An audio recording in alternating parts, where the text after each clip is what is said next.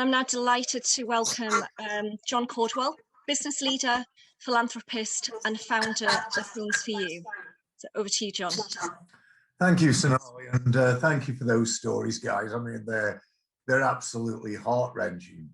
But congratulations to you both, because you're fighting through despite the government's lack of help for you.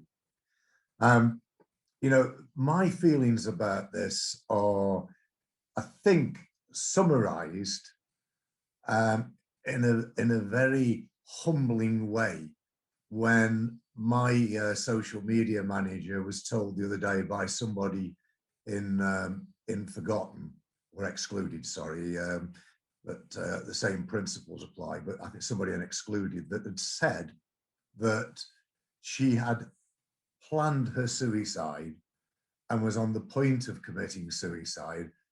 And when she heard I was fighting for you guys, actually changed her mind. And I hope that's a permanent change of mind. But that for me was unbelievably humbling. But also sort of points out that if we keep fighting, we give people hope. And we do hope that the government do something about this.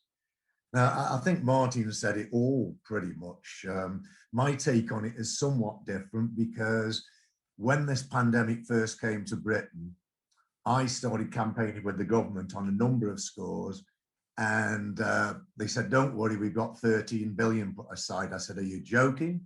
I said, you don't need 13 billion, you need about 200 or 300 billion. Of course, I underestimated it because I didn't realize how bad the pandemic was going to be. And I immediately started campaigning to say that the government had got to find 200 or 300 billion, and nobody should be substantially worse off at the end of the pandemic than they were at the start. And then I saw what the government were doing. And to be honest, I agreed with very little of it. So much so that I had some quite big campaigns direct into government, direct into the Prime Minister's office and with Rishi, because they did some things that were not very sensible. And these not very sensible things lead to this imbalance and this unfairness, which is catastrophic. And what they did, as we all know, they put furlough in. They put furlough in for a period of time and 80% of salary, but you got to be on permanent furlough. Well, we didn't need permanent furlough because some people could have worked 1 day a week or 2 days a week, but they weren't allowed. It was all or nothing.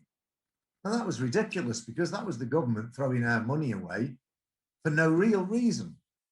And the money that they've thrown away is money that could have gone to the excluded, could have gone to people to help their lives get through this. Now, there's lots of examples like that. For instance, the bounce back loans originally, you may remember, were guaranteed by government for 80%. Now, you know, I'm a person that scratched through as a one-man band all the way up to 12,000 employees. I know what it was like to have to find equity in the business. Most businesses would never be able to put the 20% guarantee up in order to get that loan. And I actually had a half-hour conversation with Rishi on that to convince him that he was wrong on that, and they must put 100% guarantee in. And he argued against me for the whole half an hour that I spoke to him.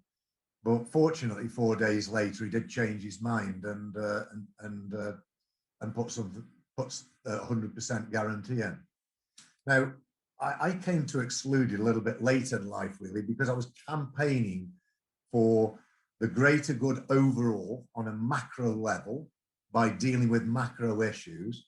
And something I introduced 9 months ago, which was Caudwell Pandemic Recovery, which we called CPR, which was to get the government to invest massively in the future of this country, not to give money to people to spend, because that would only fuel inflation, but to invest in the future, create jobs via inward investment, via apprenticeship schemes, via environmental energy, renewable energy city, and by general infrastructure.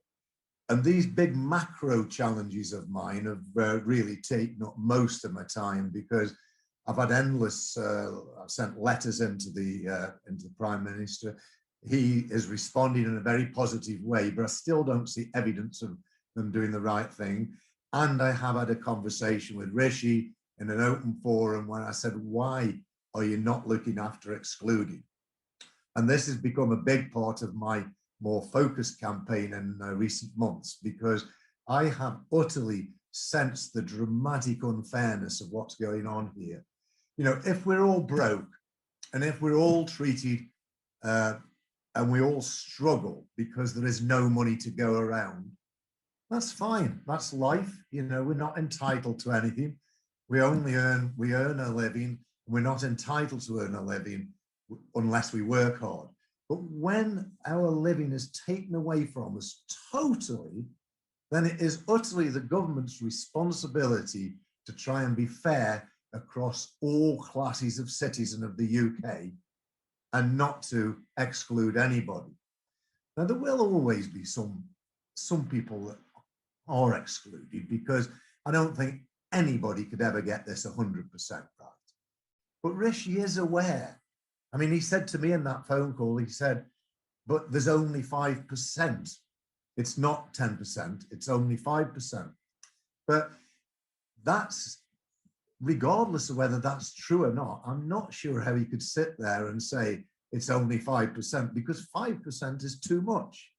And my point has been, since supporting Excluded, that the complication of all the different categories is no excuse for negligence and not addressing those categories. It is utterly unforgivable. People like Matthew and Eleanor are suffering dramatically. I can feel it. You know, yes, I'm wealthy. You might think I'm out of touch, but I'm not. I can feel your suffering.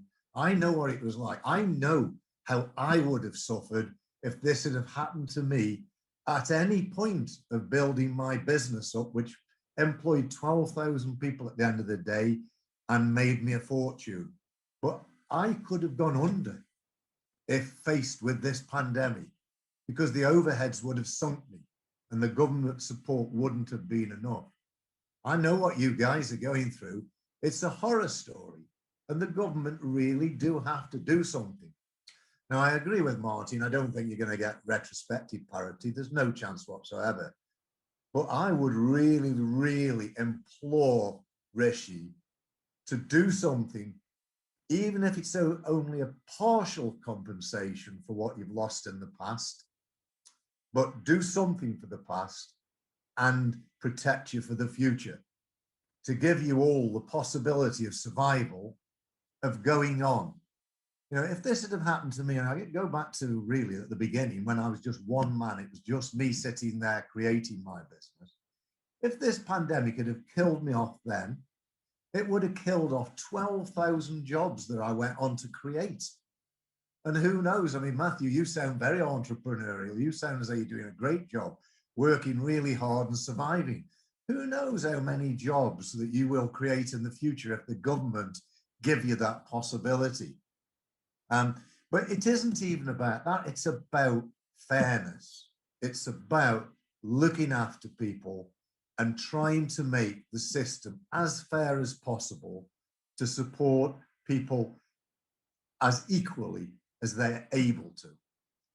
So you have my undying support on this. I know Rishi's listened to me. I don't know whether he's going to do anything, and I don't kid myself that my voice on its own will cause him to change its mind, although it did seem to on the bounce back loans.